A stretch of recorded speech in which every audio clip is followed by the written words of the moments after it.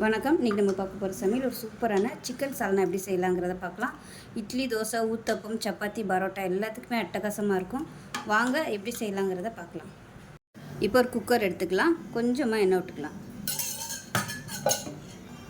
எண்ணெய் நல்லா சூடாயிருச்சு. 1 டீஸ்பூன் போல் சீரகம், 1 டீஸ்பூன் கசகசா, 1 டீஸ்பூன் சோம்பு, 1/4 டீஸ்பூன் போல் மிளகு, இது எல்லாத்தையும் வறுத்துக்கலாம். இது கூடவே ஒரு 2 டேபிள் ஸ்பூன் வர மாதிரி வேர்க்கடலை. இது வந்து வறுக்காததான், அதனால் நல்லா வறுத்துக்கலாம். இப்போ பாருங்கள், நல்லா வறுபட்டுருச்சு. இப்போ இதில் ஒரு 1/4 மூடி அளவுக்கு துருவன தேங்காய் சேர்த்துக்கலாம். இதையும் சேர்த்து நல்லா வறுத்துக்கலாம்.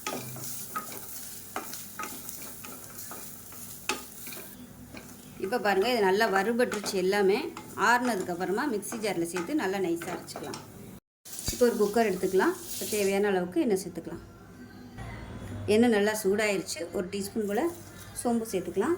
கரம் மசாலா எல்லாம் சேர்த்துக்கலாம். பிரியாணி இலை, பட்டை, கிராம்பு, ஏலக்காய், கல்பாசி எல்லாமே சேர்த்துக்கலாம். அது கூடவே புதினா இலையும் ஒரு கைப்பிடி சேர்த்துக்கலாம். இப்போ இதில் நீளமான இருக்குன்னா வெங்காயம் சேர்த்துக்கலாம்.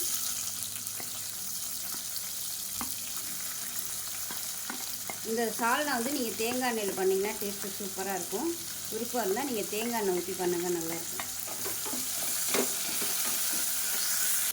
இப்போ இதில் ஒரு 4 பச்சை மிளகாயை 2ஆக கீறிட்டு சேர்த்துக்கலாம். இது வந்து ஒரு நல்ல ஃப்ளேவர் கொடுக்கும். இப்போ வெங்காயம் ஓரளவுக்கு வதங்கிருச்சு.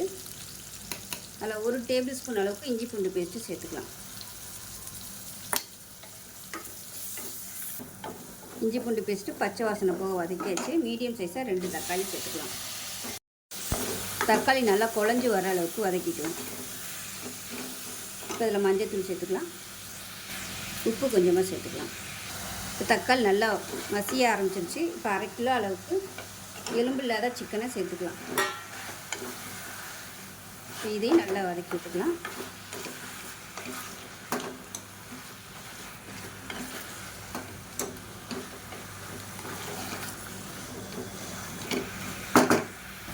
சிக்கனை சேர்த்து நல்லா வதக்கியாச்சு. 1/2 டேபிள் ஸ்பூன் மிளகாத்தூள், 1 டேபிள் ஸ்பூன் தனியாத்தூள், 1/4 டேபிள் ஸ்பூன் கரம் மசாலா, இது எல்லாத்தையும் நல்லா வதக்கி விட்டுக்கலாம்.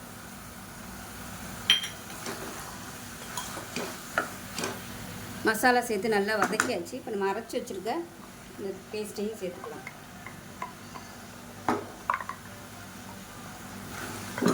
சேர்த்து நல்லா வதக்கி விட்டுக்கலாம்.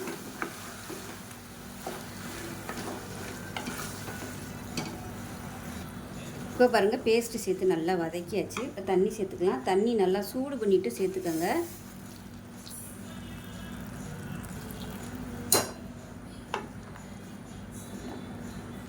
அவ்வளோதான், நல்லா கலந்து விட்டுட்டு மூடி விட்டுடலாம்.